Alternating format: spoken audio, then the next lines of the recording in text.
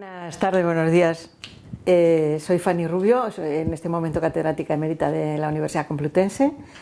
He escrito unos cuantos libros y he vivido en distintos lugares. He nacido en Linares, en provincia de Jaén. He estudiado en la Universidad de Granada y en la Universidad de Madrid. Después de terminar mi tesis fui profesora en la Universidad de Granada y en la Universidad de Fez, Marruecos. Después pasé unos años en Roma, en el Instituto Cervantes que dirigí, y siempre regreso a Madrid. Siempre Madrid es el lugar de mis idas y venidas. Y de toda aquella primera etapa, lo primero que recuerdo, mi primer recuerdo son las canciones de la radio, que me trajeron alguna memoria, ¿no? Pues los cuplés, las figuras de, pues no solo la Piquer, pero también Lola Flores, pero también, ¿no? Aquellas canciones que recuperó luego Manuel Vázquez Montalbán, ¿no? De Él vino en un barco de nombre extranjero, Tatuaje, ¿no? Esas canciones que después recuperó también Carlos Cano, con todos los poemas de Lorca y tal. Lo primero fueron las canciones, porque en mi casa tenían la radio puesta todo el tiempo. La Radio Linares, que era la radio que escuchábamos todos, nos hablaban de nuestro pueblo casi todo el tiempo, y luego cuando estábamos dormidas mi hermana y yo, pues sonaba un poquito otra radio que había debajo de la mesa, que era donde estaba el brasero en invierno, y era la BBC o Radio Pirenaica. Y entonces siempre había 2 o 3 vecinos con mi padre que metían la cabeza debajo de las faldillas de la mesa. Yo a veces me despertaba y miraba un poco por la rendija de la puerta y veía pues 3 o 4 personas, casi todos hombres, de mi barrio, y con la cabeza metida debajo de la faldilla, escuchando la BBC o Radio Pirenaica. Esos son los primeros tiempos, ¿no? Primerísimos 50. Y recuerdos del colegio y el paseo de mi pueblo, por el que pasaban primero los mineros, con su martillo, con su dinamita, con su farol, con su quinqué de petróleo.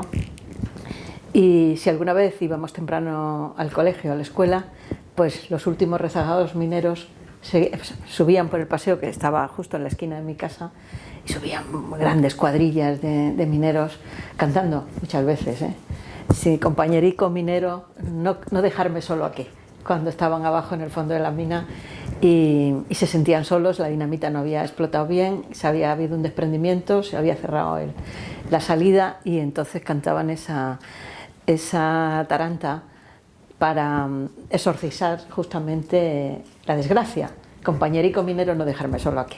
Entonces esos son recuerdos primeros que yo tengo, la BBC, la Pirenaica y luego el mostrador, porque mi padre tenía una tienda y yo tenía prohibido, y mi hermana, el paso a la tienda, porque revolvíamos todo y aquello daba muy mala impresión. Entonces estábamos siempre en la trastienda, pero escuchábamos lo que pasaba, ¿no?, en la tienda, y era una conversación interminable de todas las mujeres que iban sin dinero, con una libretita para que mi padre les apuntara lo que se llevaban, y luego a fin de mes, cuando los maridos, que eran casi todos mineros, cobraban y no se lo habían gastado en la taberna, como era lo propio, o en el café cantante, donde tenían sus pocas alegrías, pues a comienzos de cada mes pues pagaban lo que había apuntado en la libreta, y entonces mi padre lo tachaba y empezaba el nuevo mes con lo que llamaban el fiao, ¿no? Y en ese sentido, pues no solo veía quién llegaba con su libreta, que me parecía estupendo, y mi padre con un lápiz siempre en la oreja, que yo de ahí heredé la gana de la escritura, ¿no? Siempre el lápiz en la oreja, ¿no? Atento a lo que te pedían o a lo que hacían. Pero sobre todo, lo más importante era la conversación de lo que estaba pasando en la calle, en una calle en la que había una población humilde, muy grande, muchas mujeres muy sacrificadas, algunas un poco mayores que habían vivido los años más difíciles, y muchos niños, algunos de ellos huérfanos, que eran atendidos por el vecindario. y pues todo el mundo recogía alguna cosa para darles de comer, los tenían en su casa, les lavaban la ropa, allí no los atendía nadie. Cuando el auxilio social se enteraba de que había huérfanos, los cogía y los llevaba a un colegio, a un orfanato en Cartagena, que era el orfanato al que iban muchos niños, e incluso había también un pequeño orfanato de niñas en mi pueblo. Pero lo normal es que allí todo el mundo convivía y todo el mundo hablaba en la tienda. No solo llegaban a comprar, sino a hablar. Era como la terapia de barrio. Y entonces allí me di cuenta pues, que allí había mujeres maltratadas, que había viudas de guerra, que había mujeres que habían pasado por la cárcel, mujeres que... Y digo mujeres porque eran las que entraban en la tienda, porque los hombres, unos habían muerto, pero otros estaban trabajando en la mina y otros estaban trabajando fuera. Esa tienda era de población femenina, todas eran mujeres y muchos chiquillos, muchos niños que iban de parte de sus madres con la libreta para que se apuntara lo que necesitaban. Entonces para mí ese mundo ese cosmos, me pareció de un interés enorme, me daba una riqueza que yo no recibía de mi propia familia, primero porque mis padres tenían mucho trabajo y yo fui luego al colegio de monjas, pero antes de ir al colegio de monjas, que era el colegio al que iban todas las niñas de mi barrio, unas con beca, otras pagando 50 pesetas o lo que fuese, lo que hubiera que pagar, antes de ir al colegio de monjas, nació una hermana mía cuando yo tenía 5 años y entonces, como no nos podían cuidar a 2 niños, que era muy frecuente entonces, me mandaron con mi abuela, que era una republicana represaliada, que estaba desterrada en Valencia y que yo me estuve con ella 2 años hasta que ya mi hermana caminaba y ya comía por su cuenta y entonces ya nos pudimos juntar, entonces ya nos metieron a las 2 en el colegio de monjas. Por lo y con mi abuela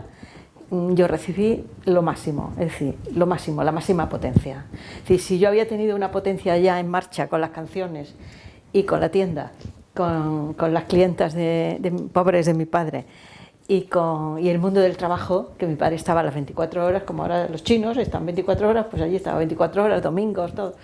Incluso había una puerta en la parte de atrás, porque había que cerrar por ley los domingos, pero había una puerta por la parte de atrás y entonces llamaban y también los atendía por la puerta de atrás, es decir, 24 horas.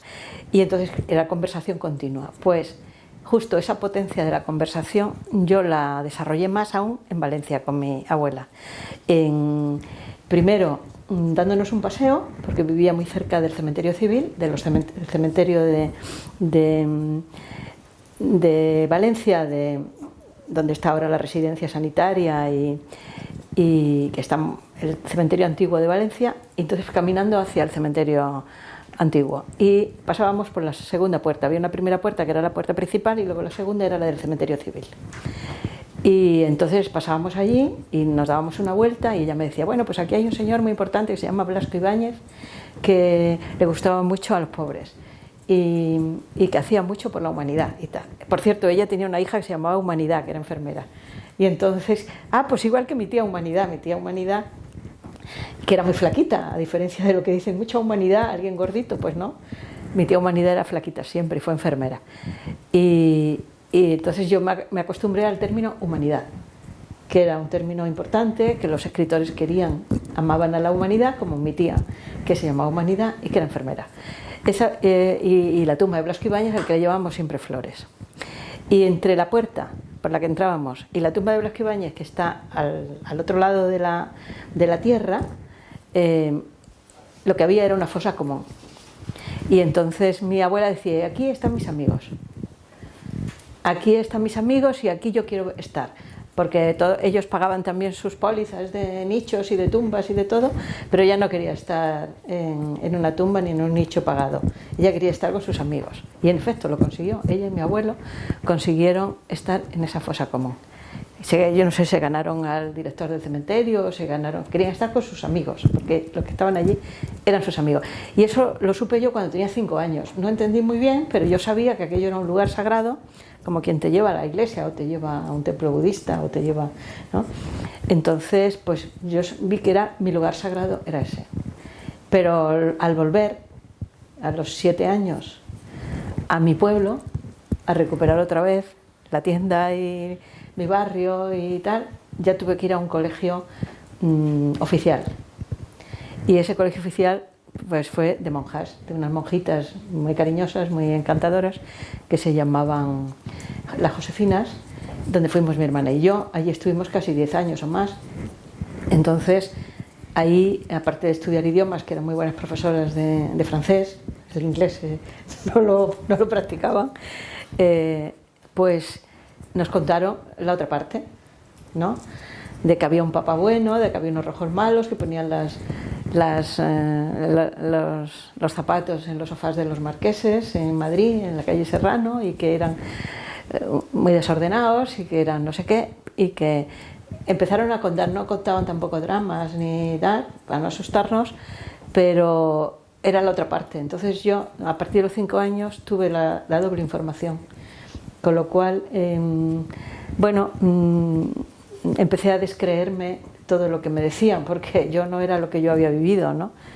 Y luego cuando volví a Valencia a los veranos, pues mi abuela me contrarrestaba. Oye, no, que estas señoras se han equivocado. Porque tal. Y entonces una vez me dijo, yo estuve presa en Jaén y entonces me dio los nombres de todas sus amigas. Entonces yo me aprendí los nombres de las amigas de mi abuela, muchas de las cuales fueron fusiladas, y algunas eran muy jóvenes, otras eran cristianas, otras eran anarquistas. Ella era de la CNT, fundó la CNT en la ciudad, y en su pueblo, y había de todos los credos religiosos y de todas las clases sociales. Estaban en una cárcel que se hizo en un convento de Santa Clara de Jaén. Y después, muchos años después, he ido a los archivos de los tribunales militares a ver su juicio.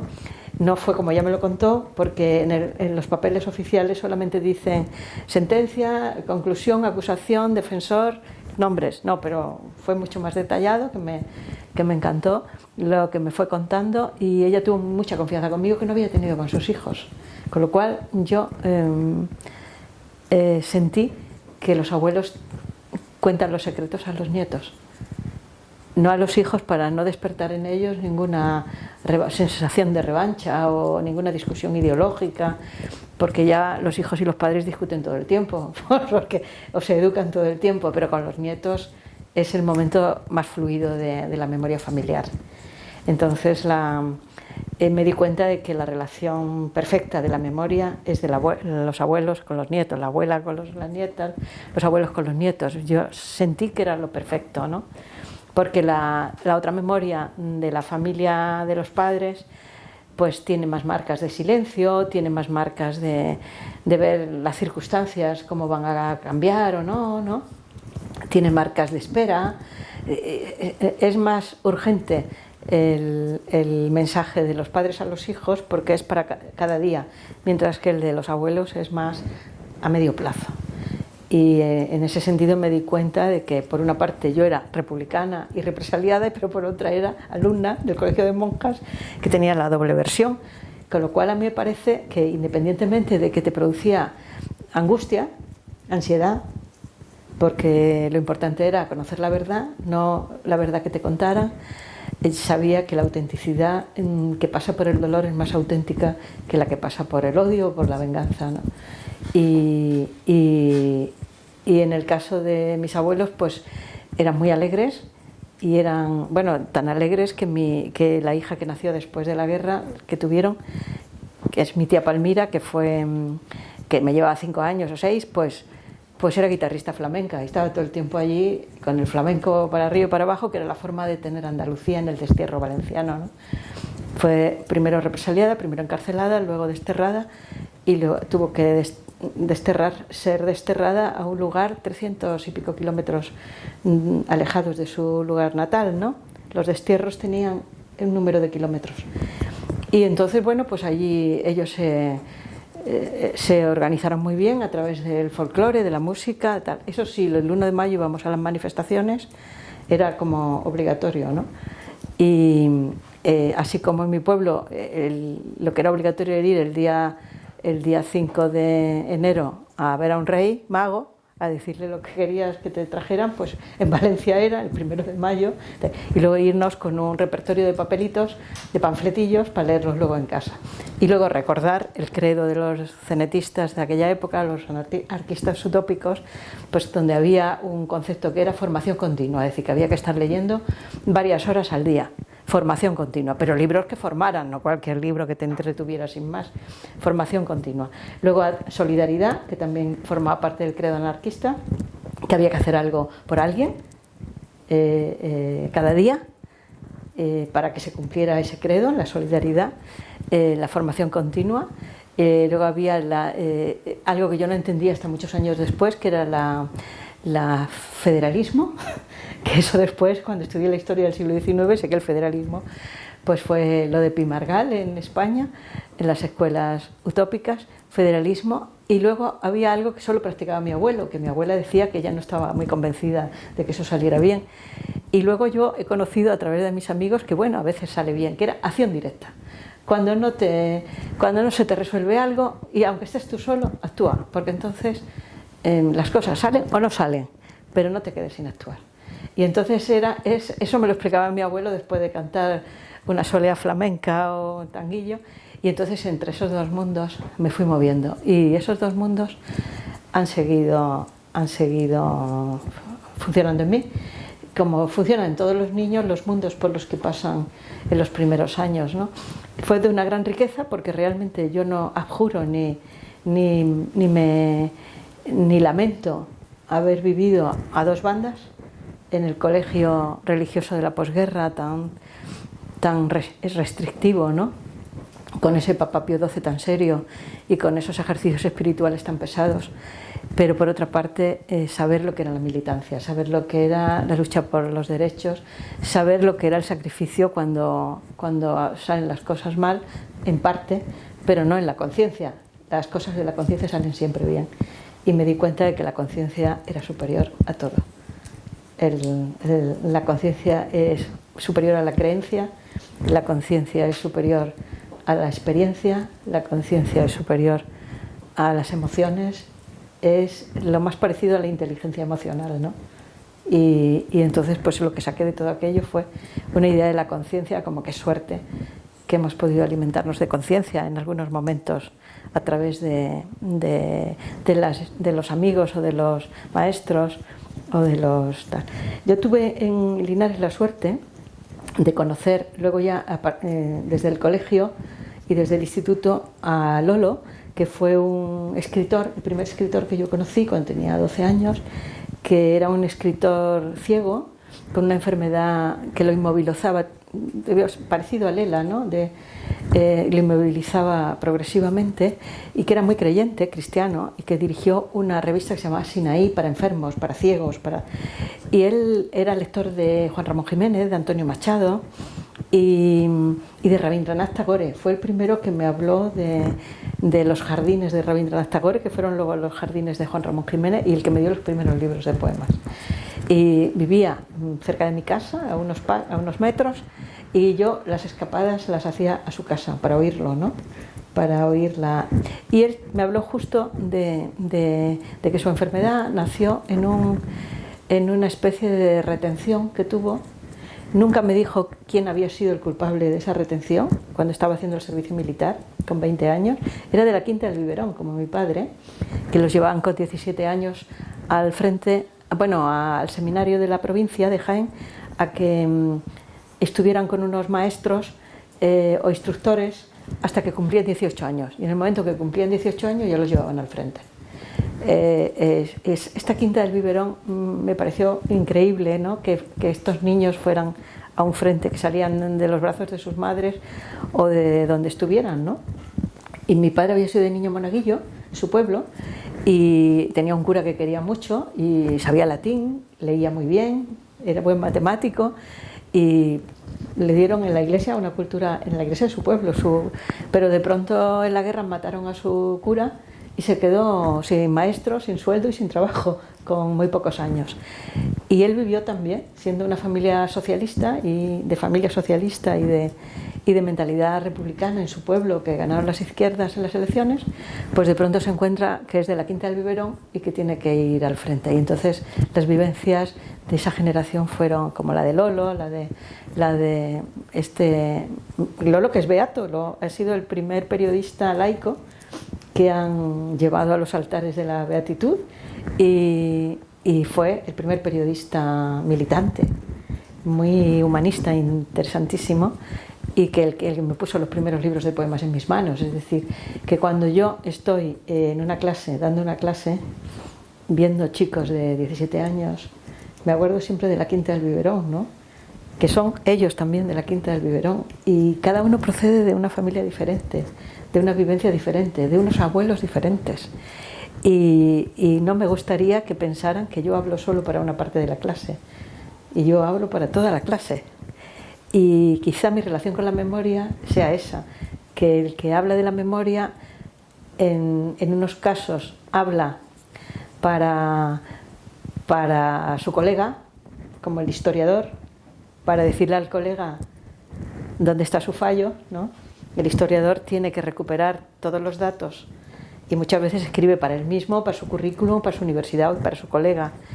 El historiador va por un camino, el jurista va por otro, porque tiene que aplicar, ¿no?, la reparación, ¿no?, la justicia a todo lo que queda pendiente.